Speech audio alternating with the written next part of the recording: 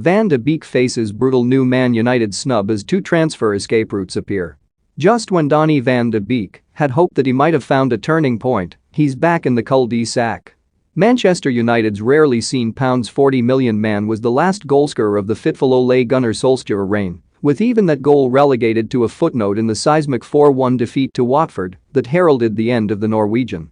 Van de Beek will surely go down as one of Solskjaer's biggest mistakes despite the amount of competition that there is for that title, with the puzzling nature of his United career still posing more questions than answers.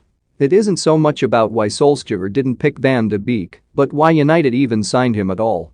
Was it because they thought Paul Pogba was leaving? Or did they simply like what they saw during those memorable shifts for Ajax and thought they simply had to have some of that midfield energy, regardless of what else it meant for the style and pattern of play, if there was one under Solskjaer?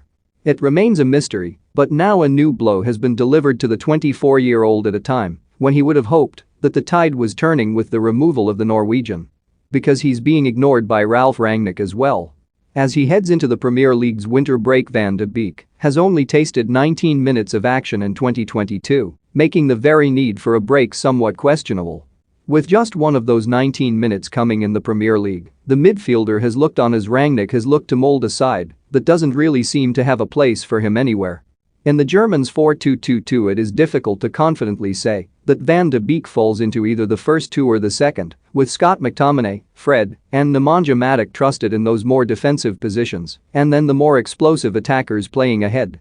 Bruno Fernandes is almost always going to be one of those, and then it is in United's best interests, and ultimately Rangnick's, if he wants to impress before moving upstairs, to get Marcus Rashford, Mason Greenwood, Jadon Sancho and latterly Anthony Elanga on the pitch whenever he can.